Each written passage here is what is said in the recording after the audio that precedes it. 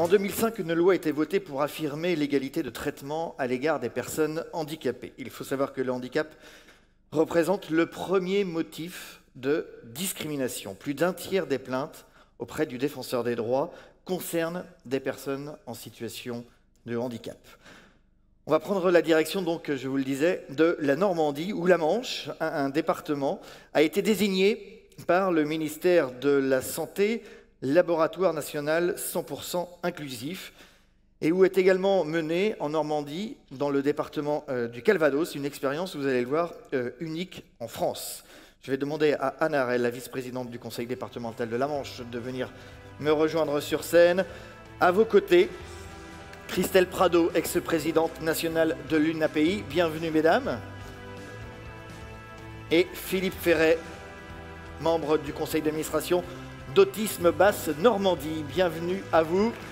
Prenez place et pour vous interroger, un Normand, Jean-Bernard Cazalet, rédacteur en chef délégué de Ouest France. Jean-Bernard, je te laisse la barre. Oui, la barre, parce qu'on est aussi un peuple de marins. Bonjour à toutes et tous. Je vais mettre mes lunettes. Selon les chiffres 2018 du ministère du Travail, sur 66 millions de Français, 12 millions sont touchés par un handicap. Handicap moteur, handicap sensoriel, handicap psychique, handicap mental, maladie invalidante.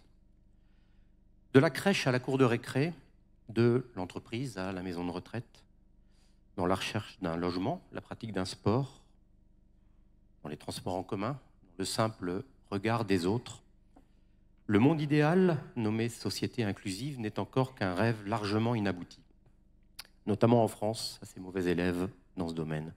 Quelles pistes, quelles initiatives, quels changements faut-il enclencher pour faire avancer les choses? Je vous propose d'en parler avec nos invités pendant 3 gros quarts d'heure. Bonjour Christelle Prado. Bonjour Monsieur Cazalet. Vous avez été pendant 6 ans, de 2010 à 2016, présidente de l'UNAPI, Union nationale des amis et parents de personnes ayant un handicap intellectuel. Vous êtes la maman de Gabriel, 16 ans, et d'Axel, 28 ans. Axel, que vous présentez, je vous cite, comme une jeune femme dépendante des autres pour tous les actes essentiels de la vie, mais forte de son expérience de vie unique, limitée par du polyhandicap, de l'autisme et de la malvoyance. Une jeune femme à qui aujourd'hui vous souhaitez rendre hommage pour sa force. Sans elle, dites-vous, je ne serais pas qui je suis aujourd'hui. Le thème de cette table ronde, c'est comment réussir l'inclusion, un mot que vous détestez. Oui, j'aime pas du tout le mot inclusion parce que il réduit cette dynamique inclusive que nous souhaitons à un acte professionnel. C'est-à-dire, on mettrait quelqu'un qui serait à l'extérieur, on le mettrait à l'intérieur. Or, j'ai envie de dire que jusqu'à maintenant, notre société en France, elle est intégrative. En clair, si on ne correspond pas peu ou prou à une norme sociale, eh bien, on demande à la personne de s'adapter à cette norme.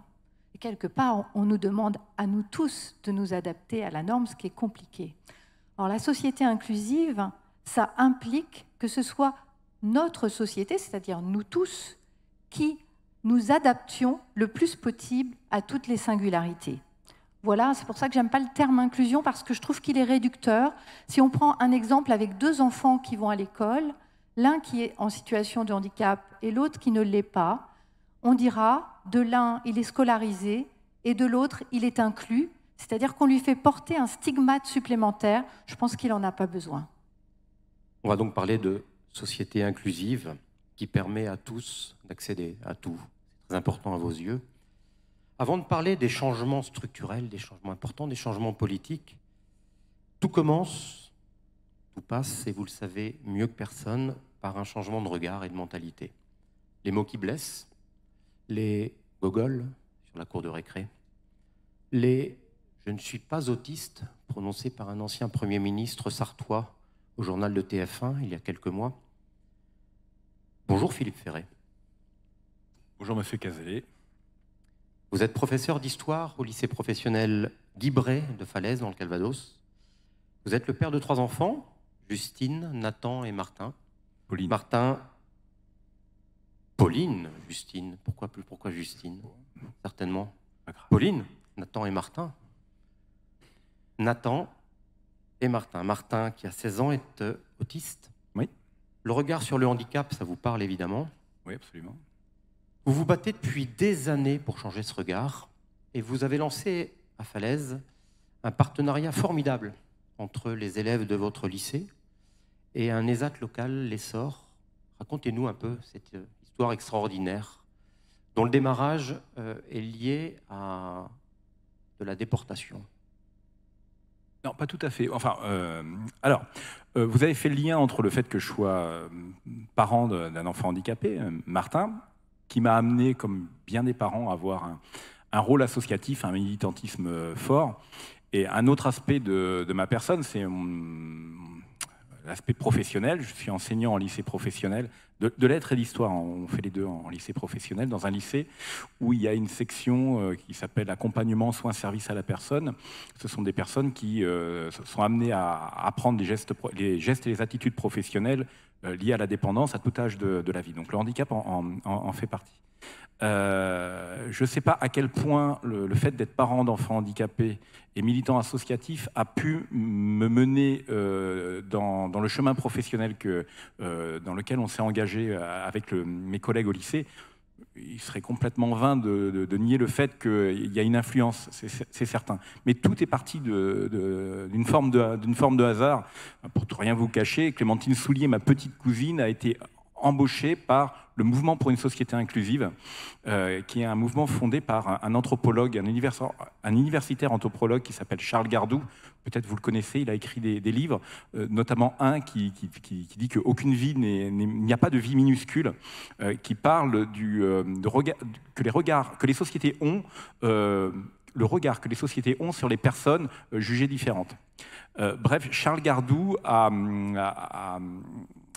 s'est intéressé à un point historique qui est universitairement très connu, mais qui est totalement enfoui dans la mémoire collective de notre société. C'est le fait que entre 1940 et 1945, il y a eu une mortalité surnuméraire dans les établissements accueillant des personnes, des malades mentaux ou alors des personnes handicapées, handicap physique ou handicap sensoriel dans un certain nombre de cas. Cette mortalité surnuméraire, elle est de 45 000 sur une population totale de 78 000. C'est un chiffre absolument considérable et totalement méconnu. Et cette méconnaissance en dit long sur les conditions, le regard que la société avant-guerre avait sur ces personnes-là et probablement sur ce regard qu'elle avait depuis. Donc Charles Gardou a créé le mouvement pour une société inclusive. Il s'est entouré d'autres personnes, Madame Liazid, Monsieur Guillot, qui ont... le mot lobby ne me convient pas, mais tu étais dans cette aventure. L'idée était que la République, enfin, s'engage dans un geste mémoriel pour un geste mémoriel fort, une plaque, quelque chose. On ne savait pas trop à ce moment-là. Moi, ça m'intéresse beaucoup. Ça m'intéresse beaucoup parce que cette histoire, j'en avais entendu parler. Alors, peut-être c'était au moment de la sortie du film de Claude Mitten, Camille Claudel, avec Isabelle Adjani. Moi, j'étais en admiration, donc forcément, je me suis intéressé à ça. Il se trouve que ce sujet-là m'intéressait. Je savais ce qui s'était globalement passé et je trouvais que c'était un sujet professionnel vraiment intéressant. C'est mon champ professionnel d'histoire, c'est le champ professionnel de mes élèves. Et je me suis dit, tiens, il y a peut-être il y a sans doute matière à faire quelque chose. Je ne suis pas trop long, monsieur Cavalier? Non. À ce moment-là, à Falaise, peut-être en avez-vous entendu parler, se crée un mémorial pour les victimes civiles des conflits. Donc je vais voir les élus, je leur explique ma problématique, ils me regardent avec des yeux comme ça, ils n'étaient absolument pas au courant. Et moi je dis, c'est le projet initial, c'est de dire on devrait faire quelque chose, pourquoi pas mes élèves faire une petite exposition ou quelque chose. Parallèlement à ça, c'est là où le hasard rentre en ligne de compte. Marcel Gégère fait partie du mouvement pour une société inclusive et administrateur d'un ESAT qui se trouve à 3 minutes à pied de mon établissement. On ne se connaît pas du tout. et on fait le lien. On va se voir. Moi, j'explique ma démarche à Jacques Serpette, le directeur de l'époque de cet établissement. Je lui dis, voilà, moi, c'est un matériau historique qui m'intéresse. Mais il me dit, mais moi aussi, ça m'intéresse. Et d'une certaine façon, mes travailleurs sont héritiers de ce qui s'est passé. Est-ce que vous pouvez les accueillir en cours? Je vous préviens, il y en a beaucoup qui ne savent pas écrire, qui ne savent pas lire. Il faudra vous débrouiller. Alors, l'idée me plaît. J'en parle à mes collègues. Donc, l'idée, c'est d'accueillir en cours au lycée des jeunes gens de l'ESAT. Oh, des jeunes gens, non, il y en a de tout âge, il y en a même des retraités. Pour qui, avec mes élèves, alors, mes élèves ont entre 16 et 17 ans, 15 ans peut-être certaines. Je parlerai de mes élèves beaucoup au féminin, il y a 3 garçons dans la classe, sur une classe de 30. Tant pis, pour la grammaire. J'en étais où? Je ne sais plus. Oui, on les accueille. Alors, à cette époque-là, on débute, on ne sait pas trop si c'est une bonne idée, on en parle entre nous, et mes collègues disent il faudrait peut-être qu'ils se connaissent d'abord. Alors, on commence à réfléchir à comment briser la glace. J'en parle à mes élèves, ça leur plaît, mais je vois bien qu'en fait, qu'ils sont un peu tétanisés, ils ont un peu peur. Alors, on décide de faire plusieurs étapes, on les accueille, on a fait un goûter, des choses comme ça, et on a eu l'idée de dire d'envoyer les élèves travailler une journée à l'ESAT pour le connaître. Et là, Jacques Serpette a une idée formidable. Il a dit, ce qu'on fait, je crois qu'on ne le fait pas ailleurs. On trouve un cinéaste, on le filme. On a fait un film. Et ce film-là, on le montre, on organise un colloque 6 mois après, et on montre aux gens du milieu associatif, du monde médico-éducatif, et puis à tous les gens de Falaise qui veulent voir, on montre ce film. Donc voilà, on a organisé des journées. Donc tout ça, c'est dans un film que vous pouvez voir. Il suffit de taper sur le moteur de recherche de YouTube « Partage d'histoire ». C'est un film de 17 minutes. Je vous invite à le regarder. « Partage d'histoire », c'est un film absolument exceptionnel. Donc ce film me raconte les échanges qu'on a pu avoir. Alors, on a fait des après-midi entières d'une force incroyable. Par exemple, lors d'un moment où je racontais ce que je croyais être un temps révolu, les plus âgés des personnes accompagnées de l'ESAT qui étaient là m'ont arrêté en disant « mais moi, le dortoir à 16 et fermé avec des grillages, moi j'ai connu ». C'est-à-dire qu'on s'est rendu compte qu'il y avait une véritable proximité de leur passé. En fait, les choses ont bien changé à l'ESAT L'Essor de Falaise, mais néanmoins, c'était assez frappant. Bref, on va visiter le mémorial de Caen. On a toutes sortes de choses à faire ensemble. Ça nous prend pendant 6 mois, et là, les élèves se révèlent être des gens tout à fait ouverts, tout à fait généreux. Et surtout, vous parliez du regard, Monsieur Cazalet, surtout, ils avaient endossé le regard des personnes handicapées. Par exemple, ne supportant pas, c'est arrivé, on est allé une fois manger dans un autre lycée, et les élèves de l'autre lycée ont eu un regard extrêmement déplacé pour les personnes handicapées. Mes élèves, qui n'étaient pas fondamentalement différents d'eux, ne l'ont pas supporté. Et là, je me suis dit qu'en peu de temps, on avait fait énormément de chemin. Donc une société inclusive, c'est une société où plus on se comprend, et moins on a le regard. Absolument. Déjà, avant de se comprendre, il faut se rencontrer. Oui. Donc c'est ça il a permis la rencontre pour comprendre. Ouais. Les élèves en ont emmené par large, les parents encore plus. Enfin, je pense que les élèves étaient porteurs de toutes les peurs sociales qu'on avait vis-à-vis du handicap. Alors ce projet, il y a une bonne fée qui s'est penchée sur son berceau et qui a fait connaître à ce projet un développement incroyable. C'est donc Madame Prado qui est venue à ce colloque et qui a vu le film et qui a dit mais ce film-là, il est formidable. Je l'emmène avec moi à la Conférence nationale du handicap à l'Élysée. Donc 1 mois après, le film était diffusé devant Monsieur Hollande. Et lorsque le 10 mai... Ça, c'est une autre date. C'est une autre date. Le 10 décembre 2016, 70 ans, jour pour jour et lieu pour lieu, pour la cérémonie anniversaire de la Déclaration universelle des droits de l'homme, Palais de Chaillot à Paris, eh bien, une plaque a été apposée. Il n'y en a que 2 sur le parvis des droits de l'homme à Paris. Et cette plaque-là restitue donc l'hommage de la France à toutes ces personnes. Et donc, sur ce jour-là, sur la place du Trocadéro, il y avait le président de la République, mes élèves et les travailleurs et uniquement. Donc on a été associé à un hommage national et là, à ce moment-là, notre projet il avait pris des proportions qui nous avaient dépassé complètement. Alors je finirai juste en disant, une fois qu'on est porteur de ça, on se dit il faut continuer. Et donc ça fait 4 ans ça, que ce projet a été initié et on a envie de continuer. D'une certaine façon, je dirais, peu importe ce que l'on fait, il faut le faire ensemble. Alors on a des nouvelles classes, nos élèves qui avaient fait ce projet initial ont eu leur bac, travaillent pour certains, continuent leurs études.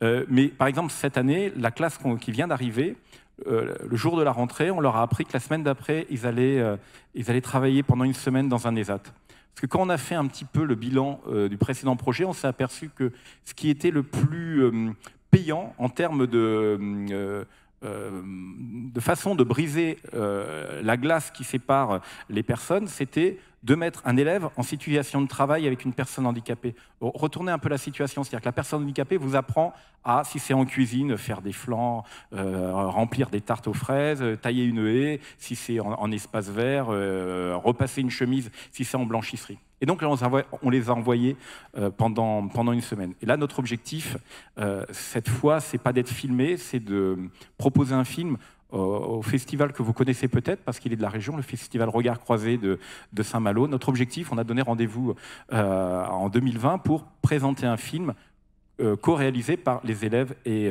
les travailleurs.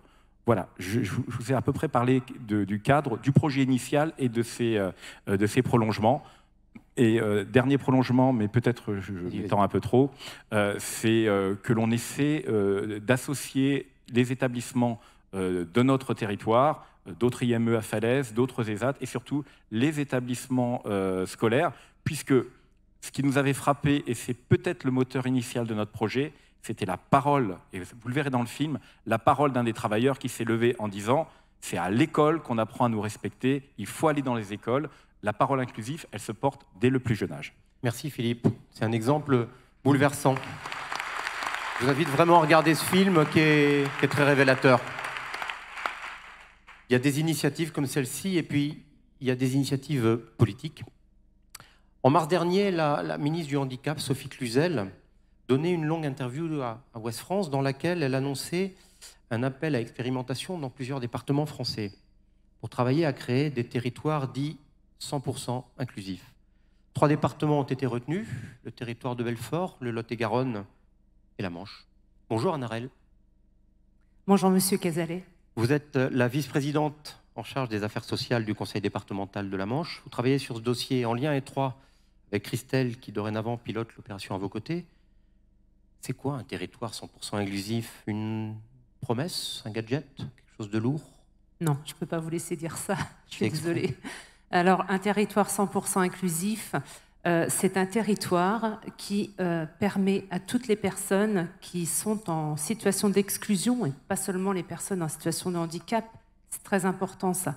La Manche a fait ce choix, ce n'est pas le cas de tous les départements qui sont entrés dans cette démarche 100% inclusif. La Manche a fait ce choix de permettre à toutes les personnes, mais en situation d'exclusion ou non, hein, toutes les personnes de vivre comme elles le souhaitent, en tout cas de pouvoir mettre en place leur projet de vie. Alors que ce soit dans l'habitat, que ce soit dans les actions de loisirs, hein, sport, culture, la mobilité, la santé, enfin tout un tas de choses. C'est ça un territoire 100% inclusif. Concrètement, ça se traduira comment? Ou ça se traduit déjà comment? Par quel type d'opération? Alors, concrètement, c'est déjà, je vous le disais, permettre faire en sorte que tout soit accessible à tous. Pour cela, nous avons revu nos modes d'accueil, ou en tout cas développé nos modes d'accueil dans les différentes permanences qui sont mises en place sur le département de la Manche, en permanence des centres médico-sociaux, mais bien au-delà, puisque plusieurs acteurs offrent des permanences, permettent de faire en sorte que les personnes puissent exercer leurs demandes au plus près de chez eux. Donc ça, c'est déjà très très important.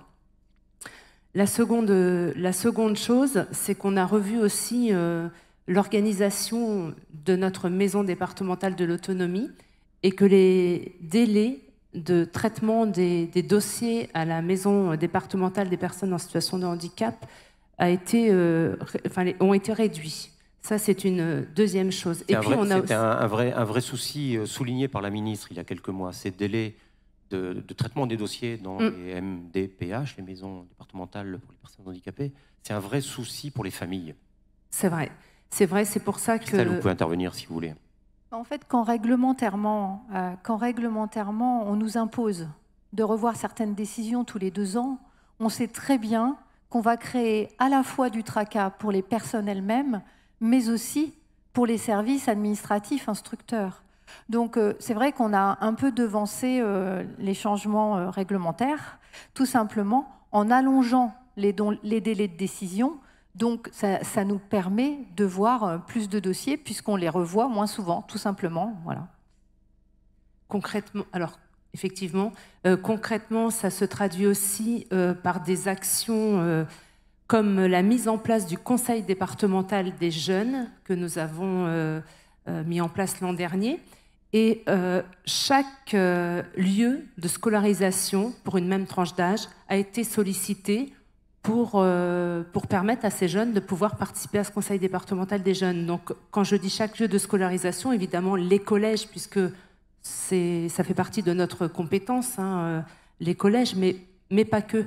Les ITEP, les IME, les MFR, tous les lieux de scolarisation pour les enfants de 5e, 4e, enfin de cette tranche d'âge.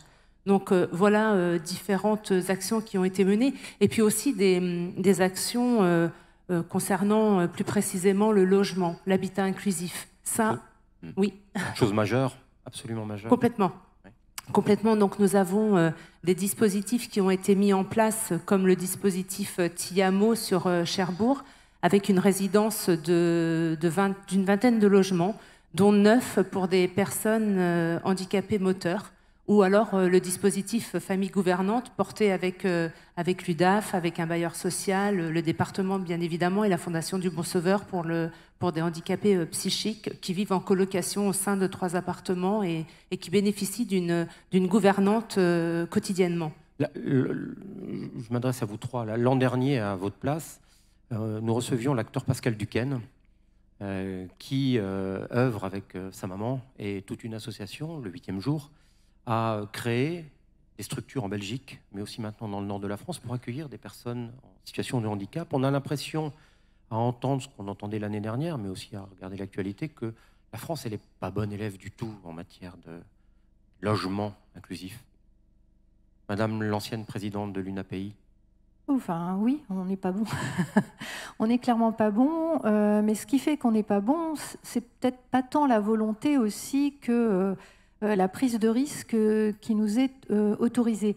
Nous sommes allés avec les élus l'an dernier à Bailleul, dans le nord de la France, où le maire de la ville a proposé une extension de la ville dans le cadre d'un quartier social où plus d'un tiers des logements ont été affectés, donc c'est des logements individuels, ont été affectés à des personnes handicapées, donc reconnues handicapées intellectuelles ou handicapées psychiques, qui classiquement auraient été orientées vers des foyers d'accueil médicalisés, donc avec ce qu'on considère comme une capacité d'autonomie très réduite. Donc qu'est-ce qui a permis de faire ça là-bas et pas ailleurs ?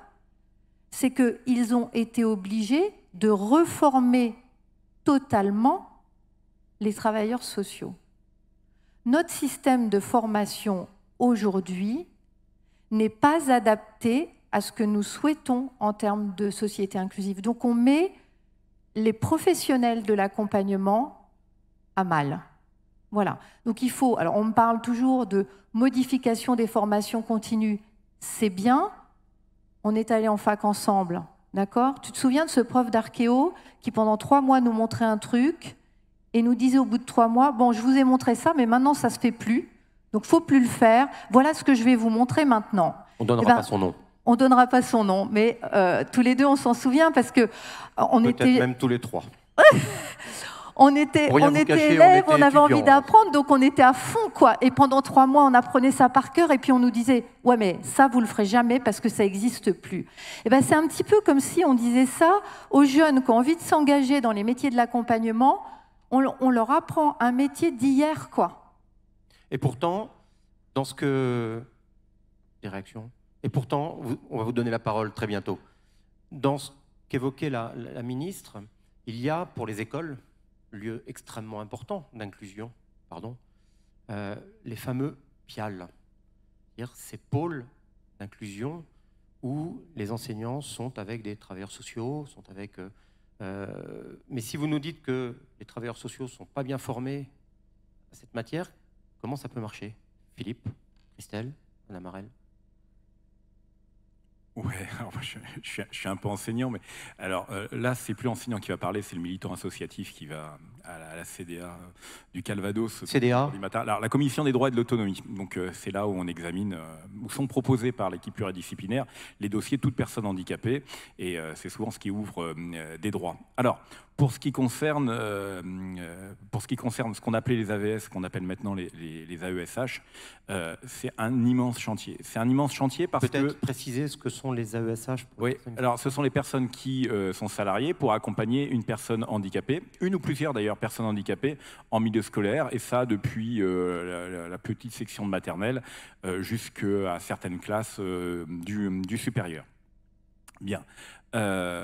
Nous, notre axe militant à Autisme Basse-Normandie, c'est de considérer que l'éducation nationale ne se donne pas les moyens en termes de formation et de prérequis pour les personnes accompagnantes, des moyens suffisants. Enfin, nous, on milite vraiment pour que l'accès à cette fonction soit filiarisé, c'est-à-dire qu'elle soit issue d'une filière professionnelle. Tiens, par exemple, les bacs pro accompagnement, soins, service à la personne, ça, ce serait un prérequis intéressant à fouiller, mais on pourrait rajouter des choses après, mais ça, ce serait un prérequis intéressant. En fait, on s'est aperçu que l'éducation nationale ne considérait comme mérite aux AESH ou aux AVS que le grand mérite d'être là. Alors vous me direz, c'est déjà ça, mais quid de la reconnaissance du travail? Il y a des gens formidables. Vraiment, il y a des gens qui sont absolument dévoués, mais d'abord, leur statut est tout à fait déplorable. Donc ces gens-là, qui sont tout à fait dévoués, souvent, sur leur temps libre, se forment, et puis on leur propose un statut meilleur, c'est pas compliqué au regard de leur statut, et tous ces trésors de formation, d'auto-formation qui ont été développés sont perdus. Donc on est très très désireux de voir évoluer le statut des ASH. Alors les PIAL, on est très très perplexe parce que probablement c'est une avancée pour la plupart des handicaps. Le PIAL va faire regrouper, mutualiser un certain nombre de moyens sur un pôle géographique. Ça veut dire que la scène qu'on connaît très souvent en tant que parent, l'AVS est malade, donc votre enfant ne le prend pas, c'est illégal, mais c'est vraiment le quotidien. Je ne sais pas s'il y a des parents d'enfants handicapés parmi vous, mais je vous assure que ça, c'est une source de ressentiment vis-à-vis des familles de personnes accompagnées les plus violentes. Bref, il y aura toujours quelqu'un, enfin, le système va se mutualiser. Regardez, pour les autistes, on est très très perplexe parce que de quoi a besoin un enfant autiste à l'école? C'est de stabilité. Donc s'il change de visage d'accompagnement pendant à différents moments de la semaine, on est extrêmement perplexe. Donc on regarde ça avec un regard comment vous dire, prudent. Parce que probablement qu'il y a une avancée, peut-être qu'il y a une bonne idée derrière, mais en fait, tant qu'on ne se donne pas les moyens de créer une véritable filière des métiers de l'accompagnement en milieu scolaire, on fera des châteaux de sable à marée basse, et à chaque marée, on recommencera. Madame Marel, le territoire 100% inclusif, tel qu'il est présenté dans les brochures ministérielles, évoque le parcours de vie des personnes en situation de handicap. On parle de la mobilité, on parle de la formation, on parle de l'insertion professionnelle, on a parlé un peu du logement rapidement, des loisirs, la Manche, on a parlé un tout petit peu de vos expériences dans certains immeubles ou certaines colocs, on va appeler ça comme ça. En termes de loisirs et en termes de travail, c'est quoi un territoire 100% inclusif? Alors, déjà, un territoire 100% inclusif, et là, je ne l'ai pas dit tout à l'heure, mais avant de répondre à votre question, je voudrais quand même le rajouter, c'est la participation des personnes. Ça, c'est très, très important dans les différentes instances. Alors, nous, je reviens à l'insertion, justement, En matière d'insertion, nous avons des documents programmatiques que sont le programme départemental pour l'insertion, l'emploi et l'entrepreneuriat avec des actions. Ce programme, ce guide des actions, a été transcrit en facile à lire et à comprendre pour les personnes en situation de handicap. Facile à lire et à comprendre, des phrases très simples, sujet, verbe, complément. Voilà, parce que notre langage, en fait, nous, on utilise un langage relativement élaboré, technocratique parfois, et il n'est pas accessible. Un deuxième document, le pacte aussi territorial pour l'insertion, a été transcrit en facile à lire et à comprendre. Donc ça, c'est très, très important. En matière d'insertion, nous avons différents dispositifs. Donc on a les pôles de coopération, les PCTI, pôles de coopération territorialisés pour l'insertion, qui regroupent différents acteurs, des acteurs institutionnels, des acteurs économiques, classiques ou pas, l'insertion par l'activité économique par exemple, les chantiers d'insertion. Et ça, les chantiers d'insertion, c'est une offre pour les personnes en situation de handicap, puisqu'il y a des places réservées aux personnes en situation de handicap. Les entreprises d'insertion, même chose. Donc voilà, on a différents dispositifs qui permettent l'insertion des personnes en situation de handicap. Nous avons aussi, nous, département de la Manche, mis en place, suite à la suppression des contrats aidés par le gouvernement en 2017, nos propres contrats aidés dans le secteur marchand et non marchand. Et puis nous avons un dispositif qui avait été expérimenté en 2011, je n'étais pas encore élue à l'époque, ça s'appelle le CUI 7 heures. C'est un contrat aidé en fait de 7 heures hebdomadaires qui permet à des personnes de retrouver doucement le chemin de l'emploi, mais l'emploi est une activité support. On est plutôt sur un retour vers l'emploi, mais un respect des horaires, réapprendre à se lever, pardon de le dire comme ça, mais respecter des horaires, des consignes, recréer du lien social, ça c'est important. Et ce premier contrat CUI 7 heures est un tremplin vers d'autres dispositifs. C'est une première étape dans le parcours d'insertion. Donc ça s'adresse aussi aux personnes qui peuvent se retrouver exclues de la société. Je vois apparaître Gaël juste derrière vous, ça va bientôt être l'heure des questions. J'avais juste une dernière question. Dans son interview à Ouest France, Sophie Cluzel évoquait une loi passée le 25 mars dernier, les municipales vont bientôt arriver, une loi qui va permettre à tous de voter.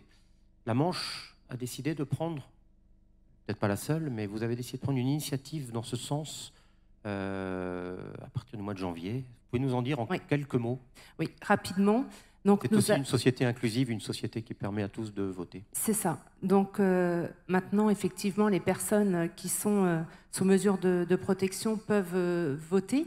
Et la Manche va communiquer sur ce sujet.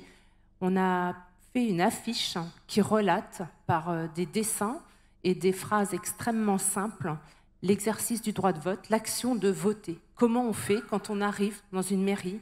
Qu'est-ce qu'on fait? On donne sa carte d'identité, sa carte d'électeur.